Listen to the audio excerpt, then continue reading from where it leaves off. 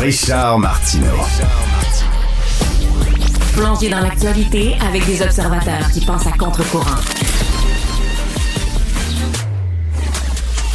Alors, on parle des affaires criminelles et judiciaires avec Jean-Louis Fortin, qui est directeur du bureau d'enquête de Québécois. Et Jean-Louis, d'ailleurs, une des nombreuses histoires que vous avez sorties au bureau d'enquête, c'est ce conseiller municipal de Laval qui s'était fait rembourser toutes sortes de dépenses farfelues qu'il avait mis sur sa carte de crédit. Là. Donc, c'est les contribuables qui avaient payé ça. C'était quoi comme dépense? Toi, Richard, quand tu fais ton Costco, là, tu payes ça avec ton argent. Tu ne demandes pas à ton employeur de rembourser ton Costco par la suite. Non, certainement pas. La crème hydratante pour mes mains, là, non, je ne demande pas ça. Bon, mais lui, Paolo Galati, conseiller municipal à Laval, il avait fait rembourser ses factures de Costco par les contribuables. Il faisait passer ça dans les fonds de recherche et soutien aux élus.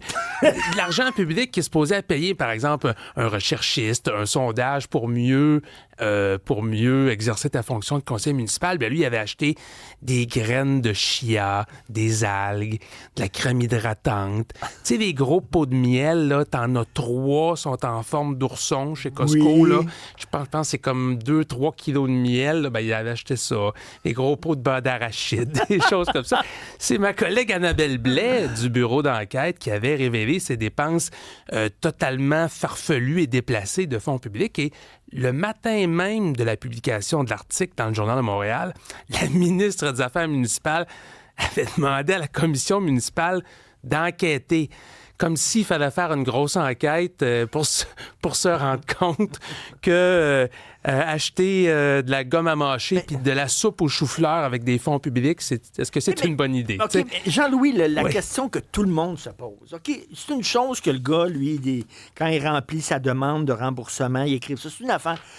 Mais il y a quelqu'un qui l'a vu, ça? Alors, il y a quelqu'un qui l'a vu puis qui l'a étampé en disant « Oui, on approuve ».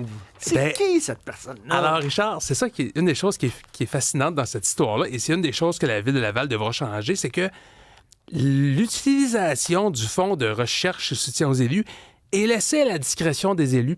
Le trésorier de la Ville, il n'a pas le droit de regard présentement pour dire « ça, c'est légitime, ça, peut-être que tu ne devrais pas te le faire rembourser ». Ça n'a pas de bon sens. On laisse ça au jugement des élus, donc les élus eux-mêmes qui sont un peu juges et partis là-dedans. Mais ça n'a pas de bon sens. Bien, ça n'a pas de bon sens. En même temps, ces gens-là, on les élit, on leur donne notre confiance pour administrer des fonds publics. Donc, on pense qu'ils sont dotés d'un minimum de jugement puis que ton beurre de pinot, tu le factureras pas au contribuable.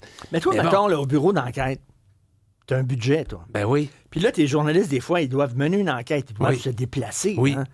Des fois, ils doivent peut-être coucher à l'hôtel loin pour mener une enquête. Bien sûr. Bon, j'imagine que tu regardes. Là, si le gars facture, là, mettons, une bouteille de rhum, là, ben là, tu vas dire, c'était-tu vraiment nécessaire à ton enquête, Johnny? Là? À cette heure, ils me connaissent, mes employés. S'ils me mettent une bouteille de rhum sur le compte de dépenses, ils savent que je ne l'approuverai pas, fait qu'ils ne s'asserront pas. Mais je les vérifie ligne par ligne. Puis dans une entreprise privée, moi, je peux perdre ma job si je me mets à autoriser des dépenses farfelues qui n'ont pas d'allure. Fait qu'imagine des fonds publics. Donc, là, la commission municipale a rendu son rapport d'enquête hier. C'est pas bien surprenant, encore une fois, mais là, donc la commission considère que c'était des achats inadmissibles. Ben oui, ça ne va pas faire une grosse enquête pour ça. Et on apprend que Paolo Galati a remboursé les factures de Costco. Donc, la commission n'aura pas, ou la Ville n'aura pas à poursuivre le conseiller municipal pour qu'il rembourse ces choses. On demande à la Ville de Laval de revoir son règlement pour que ça soit plus précis, de façon, là, un conseiller a le droit d'acheter ceci, cela, mais tel genre de dépenses ne devrait pas figurer. Là, alors, est-ce que dans le rapport qui a été écrit, on le nomme, le conseiller, j'imagine? Non, c'est ça, Richard, on le nomme pas. Peux-tu croire? Alors, voici un élu qui a un mandat de la population, qui est élu pour 4 ans, qui met sa face, sa pancarte, et dans le rapport de la commission municipale, on parle d'un élu de Laval. Mais pourquoi il ne nomme pas? Fouille-moi. Peut-être qu'on a peur de poursuite dans ce cas-ci. Alors que, actuellement, je pense que s'il y a bien quelqu'un qui devrait être imputable de ses choix et de ses décisions avec l'argent public, c'est bien un conseiller municipal. Tu le dis, le chef de police de Montréal, Fadi Daguerre, gros repas de fruits de mer, toi là, qui a dû rembourser. Ben, Écoute, c'est le chef de police. Oui, lui, mais bon, il a fait un chèque, au moins, il n'a pas attendu que la ville lui demande. Effectivement, là, on a sorti ça pendant le temps des fêtes. Mais tout ça pour dire que l'argent public, l'argent des contribuables, plus que jamais, depuis qu'on a fait plusieurs enquêtes, ça remonte à l'OCPM notamment, hein, les soupers de 8 à 347 $, il y a maintenant une prise de conscience de... Il est à temps, mais qu'est-ce qu'on peut faire ou ce qu'on ne peut pas faire avec les fonds publics? Et malheureusement, pour M. Galati, le beurre d'arachide et le miel, ça ne fait pas partie de c'était les une excellente enquête du bureau d'enquête. La même chose pour c'était l'Office de consultation publique de Montréal aussi, où on pigeait dans le plat de bonbons au bout.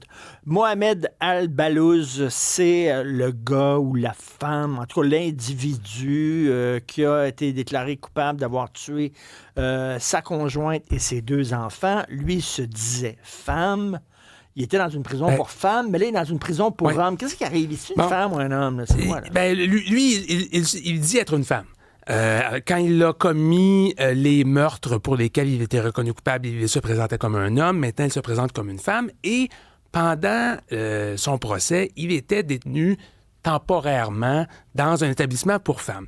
Là, il a copé d'une sentence de prison à vie, sans possibilité de libération conditionnelle avant 25 ans. Et pendant le procès, il a fait une requête pour demander au juge, « Moi, monsieur le juge, maintenant que je suis une femme, je veux être envoyé dans un établissement pour femmes. » Et le juge a dit, « C'est pas à moi de décider.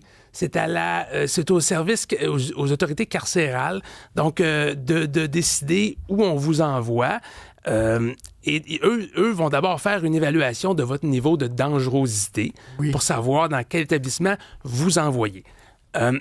L'évaluation est en cours présentement, mais ma collègue Camille Payan a fait une demande pour savoir, en ce moment, au moment où on se parle, où est-ce que vous l'avez envoyé. Et ce qu'on se fait dire, c'est qu'il est dans un établissement pour hommes. Mais attention, ça ne veut pas dire que c'est là qu'il va passer les 25 prochaines années. Parce qu'il est dans un établissement pour hommes. Si on le juge dangereux, il va rester dans un établissement pour hommes? Non, pas nécessairement. Non, c'est pas ça? On va lui donner des conditions de détention propres à son niveau de dangerosité. Mais ça pourrait être aussi dans un établissement pour femmes. Il pourrait être, par exemple, mis dans une aile à part d'une prison pour femmes. Comme ça, sa sécurité pourrait être assurée ou celle des autres détenus. Mais juste parce que lui se dit femme, soudainement, il faut le mettre dans une prison pour femmes. La loi, présentement, permet aux détenus d'être envoyés dans une prison selon le genre auquel il s'identifie lui-même. C'est pas une évaluation. L'évaluation qu'on fait présentement, c'est pour sa dangerosité, mais c'est pas sur son identité de genre.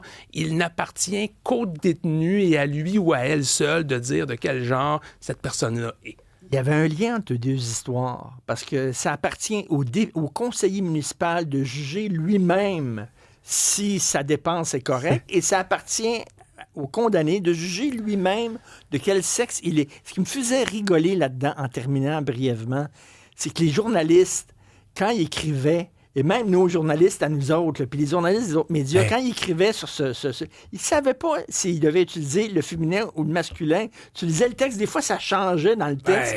Des fois on disait c'était un père, des fois on disait c'était une mère. Puis même le DPCP, il disait, là, on va le désigner en cours comme un homme parce qu'au moment des faits reprochés, c'était un homme, même si maintenant c'est une femme. Pour te faire rire, Richard, moi, dans le passé judiciaire récent, je peux penser à un cas d'un homme qui s'auto-définissait comme un homme, mais qui était pourtant dans une prison pour femmes. Maurice Momboucher, le chef des Hells, lui, c'est pas qu'il avait demandé dans une prison pour femmes parce qu'il n'a pas eu le choix d'y aller, parce que les autorités ont considéré qu'il était trop dangereux pour aller dans une prison pour hommes. Parce que tous ses chums des Hells Angels et tous ses ennemis aussi des Rock Machines étaient emprisonnés à Bordeaux. Puis ils ont dit, si on envoie le chef des Hells Angels, Maurice Momboucher, avec d'autres hommes à Bordeaux, ça va être le bordel, ça va être l'enfer. On l'avait mis où? On l'avait envoyé dans une aile spéciale de la prison Tanguay pour femmes. Il était pas... oui. Alors, il était tout seul dans son aile de la prison. Alors, c'est un établissement où il y avait juste des femmes. Puis là, dans une aile de la prison, il y avait un seul détenu. C'était un homme. C'était Maurice Boucher. Fait qu'il y avait une télé. C'est pour ça qu'on l'appelait Mom. Il s'est dit, mettez-moi une prison pour femmes, vous m'appelez Mom. Et il s'ennuyait tellement dans son aile spéciale de la prison pour femmes qu'il avait fait une requête pour être transféré parce qu'il trouvait que le temps était loin, il ne pouvait pas voir personne. Il n'était pas avec ses chums en prison. Fait que c'est bien la seule personne que que je me rappelle, qui était pas content dans une prison pour femmes. Écoute, quelle époque. Toujours un énorme plaisir de te parler. Jean-Louis Fortin, Plaisir. directeur du bureau d'enquête de Québécois. Merci. À bientôt. Salut.